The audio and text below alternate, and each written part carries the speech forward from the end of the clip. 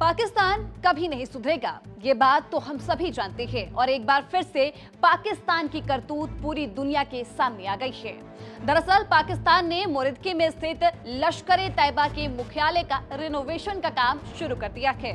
खुफिया एजेंसियों के नए खुलासे ये बताते हैं कि पाकिस्तान अब अपने ही इलाके में मौजूद उस आतंकवादी अड्डे को एक बार फिर से खड़ा करने की तैयारी में लग चुका है और इसके लिए पाक सरकार ने करोड़ों रुपए की मदद भी पहुंचाई है। आपको याद दिला दें कि ये वही मुरिदके है, वही मरकज़-ए-तैयबा जिसे भारतीय सेना ने ऑपरेशन सिंदूर के दौरान जमींदोज कर दिया था।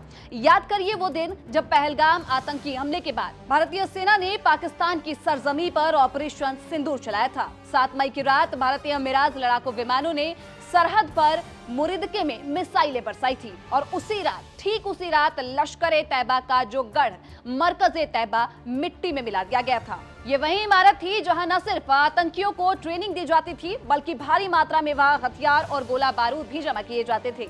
लेकिन अब पाकिस्तान फिर से वही पुराना खेल खेल रहा है। एक मीडिया रिपोर्ट ये बताती है कि पिछले महीने से ही मुरिदके में बड़ी-बड़ी मशीनें पहुंचाई जा चुकी हैं। मरकज़-ए-तैयबा की पुरानी इमारतों को एक बार गिराया जा रहा है और 5 फरवरी 2026 को कश्मीर एकजुटता दिवस के मौके पर मुरिदके में लश्कर-ए-तैयबा के नए मुख्यालय का उद्घाटन हो सकता है। खुफिया जानकारी के अनुसार फरवरी से पहले इस इमारत के पुनर्निर्माण का लक्ष्य रखा गया है। वहीं उद्घाटन के बाद अब जाहिर है कि इसका इस्तेमाल एक बार फिर से आतंकियों को ट्रेनिंग, उनका ब्रेन वॉश करने के लिए किया जाएगा। मरकज़-ए-तैयबा के पुनर्निर्माण की जिम्मेदारी मौलाना अबू जार और इसके साथ ही उस्ताद उल मुजाहिदीन को सौंपी गई है और वहीं ऑपरेशन की निगरानी कमांडर हारी जो है वो खुद कर रहे हैं। इतना ही नहीं, इस बार तो पाकिस्तान सरकार खुद भी इसमें शामिल है। रिपोर्ट्स ये भी बताती है कि अगस्त में पाक सरकार ने लश्कर-ए-तैयबा को सीधे 4 करोड़ रुपए दिए थे, जबकि पूरा मुख्यालय बनाने में लगभग 15 करोड़ से भी ज्यादा का खर्च आएगा।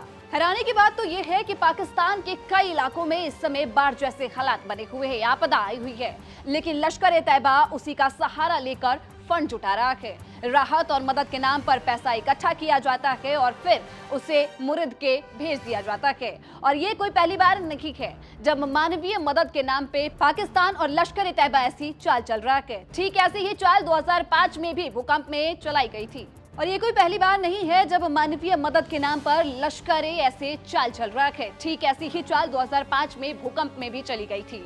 तब अरबों डॉलर जुटाए गए थे और 80% का रकम लश्कर ने अपने पास रख लिया था।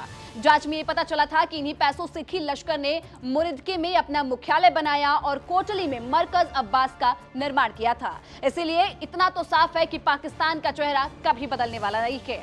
वो दुनिया के सामने मददगार बनने का नाटक करता है और अंदर ही अंदर आतंक को पोसने का खेल खेलता है। लेकिन अहम सवाल अब यहाँ ये उठ रहा है कि क्या अब भी दुनिया पाकिस्तान की इस करतूत पर चुप्पी साधे बैठेगी या फिर इस बार आतंक को पनाह देने वाले इस देश के खिलाफ कोई बड़ा कदम उठाया जाएगा।